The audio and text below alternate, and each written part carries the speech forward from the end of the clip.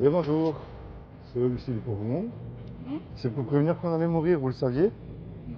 Je savais pas que j'allais mourir un jour ou l'autre. Oui, bien sûr. Alors moi je sais que je suis youtubeur. Vous connaissez YouTube? Oui. Bon, j'imagine bien. Mais bon, je pose la question, il y en a pas qui ne savent pas. Donc, Ah non, ça va. voilà. Je connais.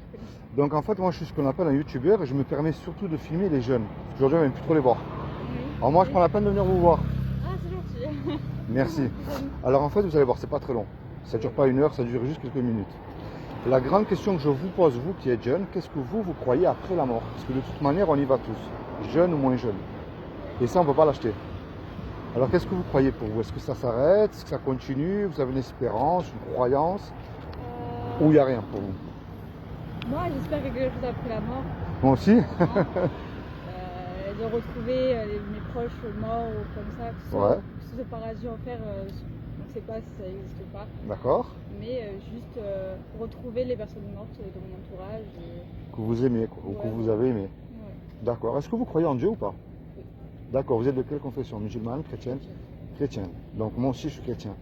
Alors pour vous, un chrétien ou une chrétienne, est-ce qu'il est sûr d'aller au paradis ou pas? Déjà, est-ce que vous y croyez au paradis et à l'enfer?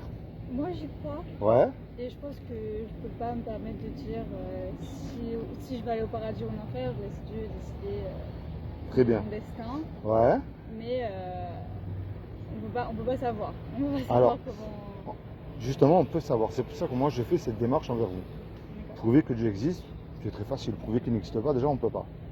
Mais ne mélangez surtout pas, parce que je rencontre énormément de jeunes qui mélangent Dieu, la religion, et des fois, qu'ils en sont dégoûtés quand on voit tout ce qui se passe, ou qui n'y croient pas non plus, parce qu'on vous impose. La religion vous impose. Dieu vous tend la main. C'est autre chose. Alors, pour savoir si on est accepté d'aller au paradis ou pas, c'est très simple. Vous savez que tout est régi par des lois, le monde entier. Vous avez la loi de la pesanteur, la loi d'aérodynamique. Prenez une tomate ici, ne poussera pas au pôle Nord, et vous avez encore des tas d'autres lois qui existent. Et puis tous les deux, je peux me permettre de vous tutoyer, Oui. même si nous ne nous connaissons pas, on a une loi qui est gravée dans notre cœur. Et cette loi-là, en fait, elle définit aux yeux de ce créateur que moi j'appelle Dieu, si nous sommes quelqu'un de bien ou pas à ses yeux. Et elle nous montre, avant que je vous annonce cette loi-là, que déjà on ne peut pas se juger. Et je ne vous juge pas du tout, moi j'ai cassé toutes les lois. Donc je suis même allé derrière les barreaux, comme ça c'est clair. Je ne remplis pas les églises. Si vous y allez, c'est très bien, mais je ne critique pas, c'est pas mon but. Et ni dans une secte, ni dans une organisation, n'a rien de tout ça. Comme ça, c'est annoncé d'avance aussi. Il y a un commandement qui dit tu ne mentiras point. Est-ce que ça vous est déjà arrivé de dire un mensonge? Oui. Moi le premier, hein, celui qui dit qu'il n'a jamais menti, ne serait-ce qu'une fois, déjà c'est un menteur. Oui. Il y en a un autre qui dit tu ne voleras point. Est-ce que ça vous est déjà arrivé de prendre quelque chose qui n'était pas à vous, mais peu importe la valeur, hein? Sûrement. Moi aussi, des petites, des grosses choses aussi. Ouais. Il y en a un autre qui dit tu honoreras toujours tes parents. De toute façon, un piège. Hein. Est-ce que vous êtes sûr que vous les avez toujours honorés? Non. Moi le premier, déjà l'adolescence, ça a été très compliqué. Il y en a un autre qui dit tu mettras toujours Dieu en premier dans ton cœur. Mais remarquez bien qu'un incroyant essaie de le mettre souvent dans les mauvais moments. Mais dans les bons moments, est-ce que nous l'avons mis Dieu en premier dans notre cœur quand tout allait bien? Je l'ai fait, Ouais. je dis pas tout le temps. Il y a des fois où je n'y pensais pas forcément, mais il y a des fois où j'ai vraiment des choses très importantes dans ma vie. J'ai fait merci Dieu. Très bien. Il y en a un dernier qui dit tu ne commettras point d'adultère. Mais Jésus a dit quiconque, ça veut dire vous ou moi, on a regardé un homme ou une femme avec un désir, on a déjà commis avec un adultère dans notre cœur. Ou même une image qu'il ne fallait pas. Hein. Quel est l'homme ou la femme qui peut dire je n'ai jamais fait cela non plus? Donc, si Dieu est juste, et on reste uniquement sur cette loi pour l'instant, s'il vous juge là tout de suite, est-ce que d'après vous, à ses yeux, vous êtes quelqu'un de coupable ou d'innocente?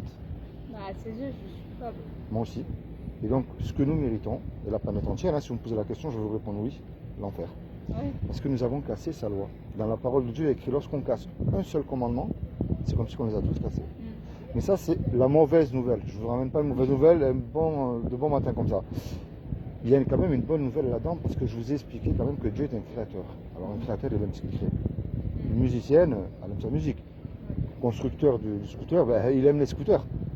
Et Dieu, c'est pareil, il ne veut pas nous y envoyer en enfer malgré que, attention, que ça reste quand même le péché qui nous éloigne de Dieu et puis qui nous y plonge aussi en enfer. Est-ce que vous savez ce que Dieu a fait pour vous en tant que chrétien il y a 2000 ans pour vous éviter justement d'y aller en enfer? Vous ne savez pas? Réfléchissez bien avant de répondre quand même. Réfléchissez bien. Qu'est-ce qu'il a fait vraiment pour vous de merveilleux, quoi, par amour? Il s'est sacrifié. Eh oui, c'est ça la bonne nouvelle. Parce qu'il a trouvé personne de parfait sur terre, ni un pape, ni un saint, ce que voulez-vous. Hein. Mais il s'est habillé avec un corps, parce que ce qui est impossible aux hommes ne l'est pas à Dieu. Et il a pris justement une forme humaine qui est Jésus, le Christ, le vrai qui a existé, moi je parle. Parce que tout le monde a son petit Jésus. Hein. Et il a dit encore une fois que quiconque croit que Jésus, le Fils de Dieu, qu'il est ressuscité du royaume des morts le troisième jour, eh ben, il aura la vie éternelle à mes côtés, c'est aussi simple que ça. Il n'a pas dit d'allumer des cierges, ni d'aller prier la Vierge Marie, ni de suivre un pape. Non, il a dit de croire en son sacrifice, mais avec foi aussi. Parce que croire, ça ne suffit pas, parce que les démons aussi, ils y croient en lui, ils existent. Vous voyez, déjà, de ce côté-là, ils sont beaucoup plus humbles que nous. Alors, imaginez par contre, tous les deux, on va braquer le yacht qui est derrière. Puis on se fait serrer tous les deux et on passe devant le tribunal. Le juge nous dit à tous les deux, voilà, je vous laisse le choix.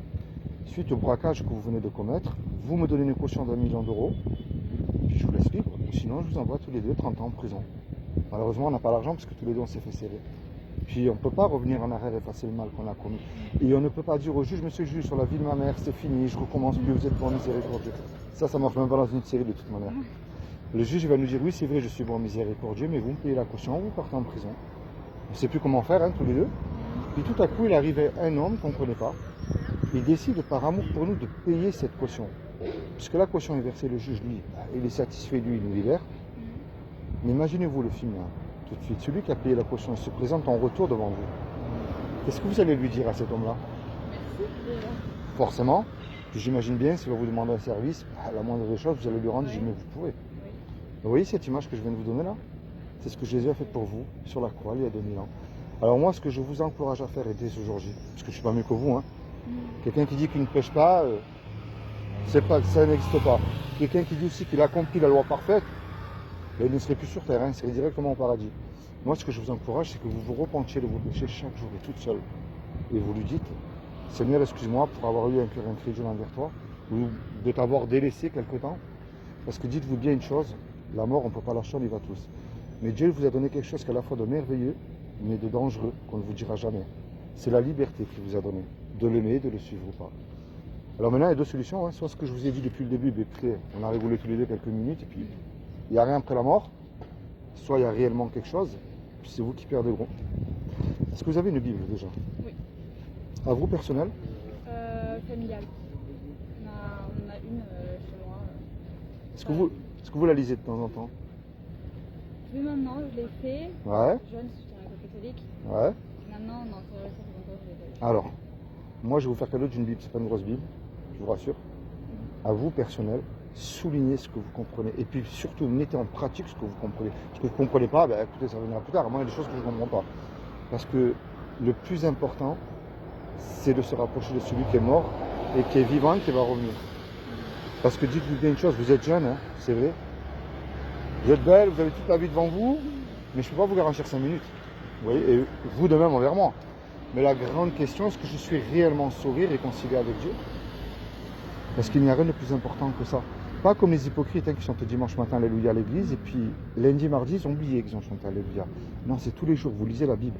Si vous êtes en couple, ben mettez Jésus dans votre couple. Si vous êtes pas étudiante ou que vous travaillez, mettez-le. C'est ça qu'il demande. Parce que lui, ce qu'il demande, c'est de vous aider, de vous bénir, mais plus que tout, de vous sauver le jour du jugement dernier. Et ça, il y en a qui n'y croient pas. Bon, j'espère pour eux, hein, qu'il n'y a pas de jugement dernier. Mais moi, je le sais parce que c'est écrit noir sur blanc dans la Bible. D'accord? Alors, je fais cadeau d'une Bible, comme ça vous l'aurez. Puis merci de m'avoir supporté quelques minutes aussi. Hein.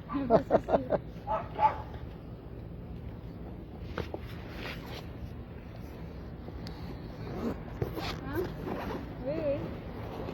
Alors ça, c'est pour vous. Cadeau. Comment vous l'aurez? À vous, personnel. C'est comment votre nom? C'est Philippe. Lou. Ah ben Lou, soit vraiment béni. Puis merci pour les quelques minutes. Tu sais, les abonnés, des vues, je m'en fous, c'est pas ça mon problème. C'est pas ça que je cherche. Je viens surtout voir les gens pour leur dire rapprochez-vous de Dieu, c'est important. Tu comprends? Et quoi qu'il puisse arriver dans ta vie, ou que tu peux constater ce qui se passe, ça ne veut pas dire que Dieu n'existe pas. Ça veut sûrement dire que c'est nous qui avons un problème avec lui. Parce que lui, tout ce qu'il demande, c'est de mettre en pratique ce qu'il aime et de jeter à la poubelle ce qu'il n'aime pas, tout simplement. Bon, ben, je te remercie. Merci à vous. Bon courage aussi pour, je sais pas si tu vas bosser. Oui, je bosse. Ah ben, bon courage. Et puis ben, merci aussi d'avoir accepté, c'est gentil. Très bonne journée. Puis j'espère que tu vas te rappeler de ce que je t'ai dit et que tu vas la lire aussi. Allez, bonne journée, merci. Au revoir.